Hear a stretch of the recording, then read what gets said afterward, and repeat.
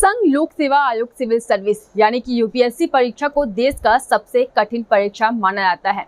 तो वहीं UPSC civil service परीक्षा में सभी वर्गों के कैंडिडेट को समान अवसर उपलब्ध कराने के लिए रिजर्वेशन पॉलिसी बनाई गई है।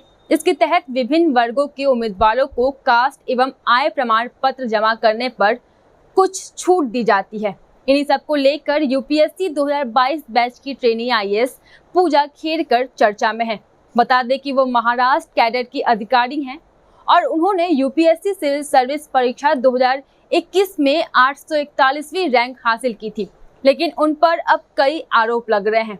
उनमें से एक ये है कि उन्होंने यूपीएससी रिजर्वेशन पॉलिसी का गलत फायदा उठाया है। बता दें कि पूजा खेरकर एक संपन्न परिवार से ताल्लुक रखती हैं। इसके बावजूद भी उन्होंने खुद को नॉन क्रीमी लेयर का बताते हुए इस आरक्षण का लाभ उठाकर सरकारी नौकरी हासिल की है, जिसके बाद अब केंद्र सरकार ने पुणे पुलिस को निर्देश दिया है कि वो विवादों में घिरी भारतीय प्रशासनिक सेवा की प्रशिक्षुक अधिकारी पूजा खेरकर के माता पिता की वैवाहिक स्थिति से उसे अवगत कराए। तो वहीं एक अधिकारी ने बताया कि केंद्र ने ये निर्देश पूजा पर ये आरोप लगने के बाद दिया है, जिसमें कहा गया है कि उन्होंने माता पिता के अलग होने पर दावा किया है और यूपीएससी परीक्षा में गलत तरीके से अन्य पिछड़ा वर्ग गैर क्रीमी लेयर का लाभ उठाया है।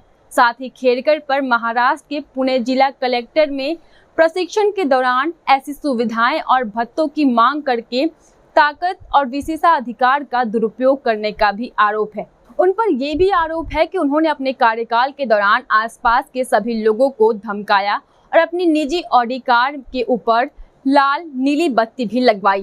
गौरतलब है कि पूजा खेरकर के खिलाफ पिछले हफ्ते दिल्ली में गलत जानकारी देने और तथ्यों को गलत तरीके से पेश करने के आरोप में आपराधिक मामला दर्ज किया गया है। साथ ही यूपीएससी ने भी 2022 की परीक्षा के लिए उनकी उम्मीदवारी रद्द करने के संबंध में कारण बताओ नोटिस भी जारी किया है और उन्हें भविष्य की परीक्षाओं में भाग लेने से रोकने पर विचार कर रहा है। साथ ही बता दें कि पुणे पुलिस के एक वरिष्ठ अधिकारी ने पीटीआई भाषा से बातचीत में पुष्टि की है कि केंद्र सरकार ने ये बताने को उन्हें कहा है कि क्या पूजा खेरकर की मां मनोरमा और पिता दिलीप का तलाक हो गया है। उन्होंने कहा कि हमें ये पता लगाने और केंद्र सरकार को सूचित करने को कहा गया है कि क्या पूजा खेरकर के माता पिता का तलाक हो गया है। संक्षिप्त में हमसे उनकी शादी तलाक की वास्तविक स्थिति को सत्यापित करने के लिए कहा गया है।